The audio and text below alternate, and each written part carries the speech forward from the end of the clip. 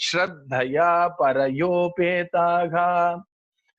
Shraddhaya parayopetaha. What does Shraddhaya parayopetaha mean? It means absolute Shraddha in the path, in the goal, and in the grace.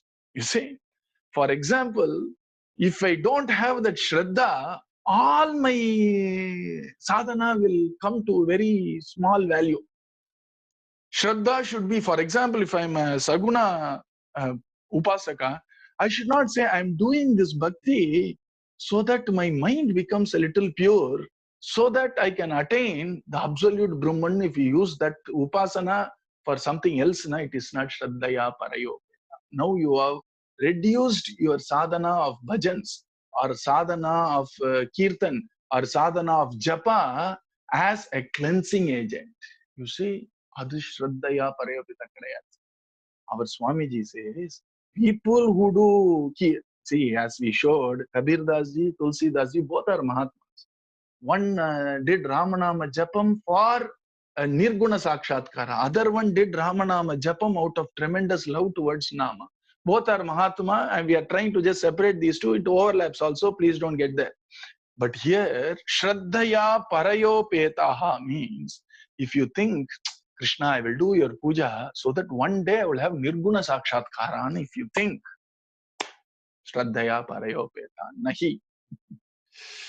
For me, Krishna Rupam, Krishna Namam, Krishna Lokam, Krishna Seva, Adudam Param. Only if we have that Shraddha, we progress in the path of Bhakti. If we think, let me have Bhakti to purify myself, then it is not Shraddhaya. It will have its fruit. But remember, Teyashamaham Samuddartala won't work here. I'm going to come to that. We are all going to explore that later. Shraddhaya Parayopeta means, if you are doing Guru Kainkaryam, for example, that's also Saguna Bhakti. Maya Aveshya, a Guru has given a job. So we are constantly thinking about the job. If we think, I am constantly doing my Guru's job, but look at that person, he is doing dhyana, he is doing vichara, he is doing pranayama. And if you think that is bigger than yours, the greatness reduces. There will be palan, because Guru will somehow take us across. But then Upasana, Shraddhaya, Parayo is what we are discussing. So here it means, when I am doing something, I should have a little idea in my heart that this is supreme for me. This is what, because that's a fact. You see, Bhagavan is going to say, when you are doing Saguna Bhakti, that is the supreme, says Krishna. So how can a Saguna Bhakta ever imagine something can be greater than Saguna Bhakti when Krishna himself says that is the Upasana method? That is what is Shraddhaya Parayopeta. Our Swamiji gives a very lovely story of how if we don't have Shraddha towards our own sadhana, we are open in.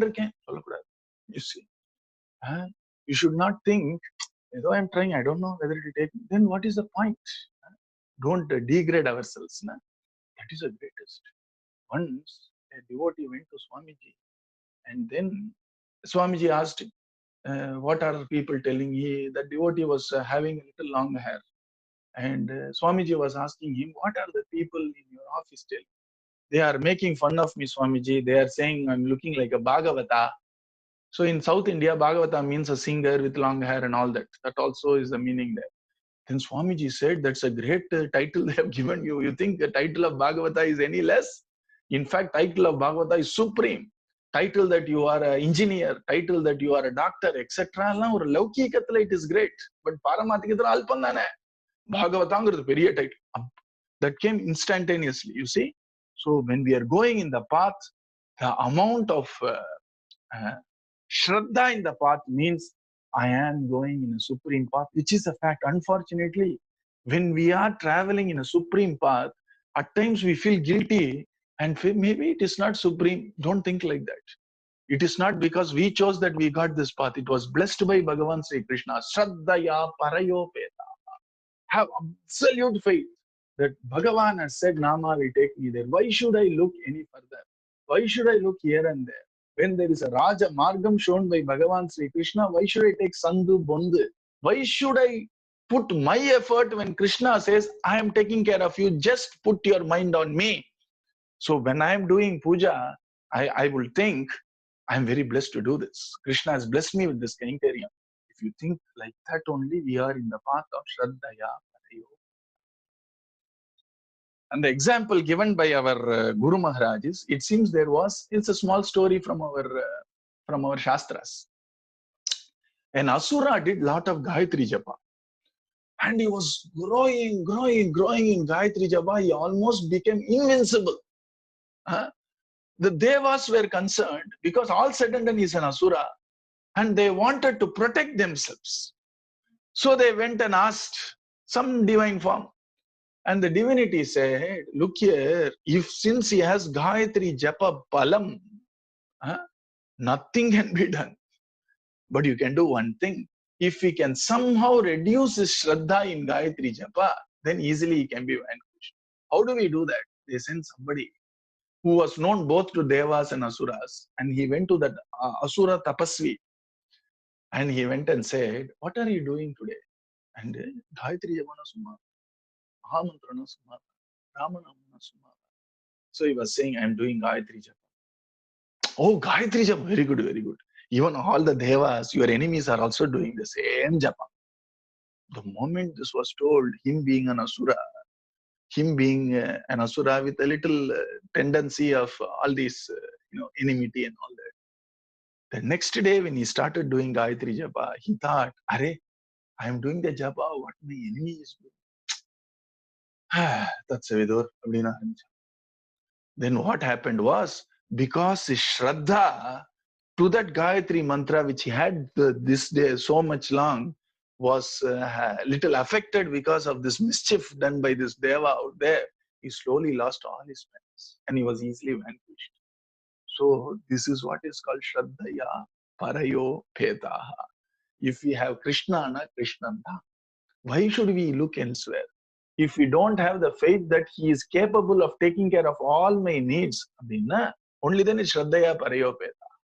So our Swamiji uses the term, Veroru Deivathai Naan Ariyadadal, Veroru Deivam Ennai Ariyad. Since I don't know any other divinity except you, Krishna, no other divinity recognizes me. For me, you are the only refuge. And Vedanta Desika Swami, we saw yesterday, says that Krishna, if you have decided to protect me and take me to your feet, who can stop it?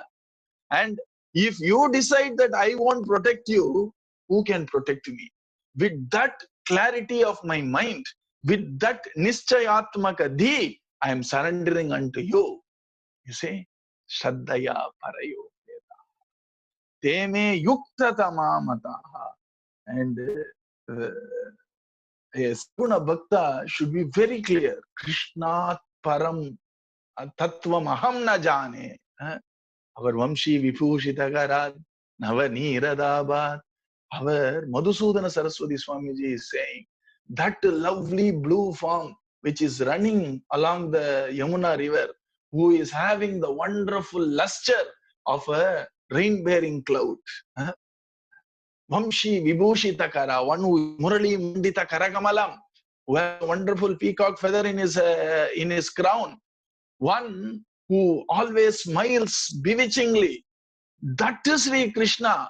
Krishnat Param Aham na jane tathva. I know no other tattvam greater than that tattvam of this lovely form. This is what Shraddhaya Parayo pitA. You see, Teme Yukta Tamamataha. And that is the beauty of this Saguna Bhakti. And when we have that clarity and when we have the Drida Vishwasa of the same, we shouldn't change the form, we shouldn't change the deity, we shouldn't change the bhava, we shouldn't change the worship method. All this as shown by Swamiji or our Guru Maharaj has to happen. If we start moving around like that, then there is no Shraddha, then we are not progressing in sadhana. We will get punya, we will get promotion, all that will come. But that's not why we are reading Gita, that's not what we are discussing here, that's another part which hopefully will diminish over time, and by Guru's grace we'll focus only on Paramarthika Labham of ours. So Shraddhaya Parayo pitA. So this is what is the path of Sagunatya. Hare Rama, Rama Rama, Hare Hare, Hare Krishna. Krishna Krishna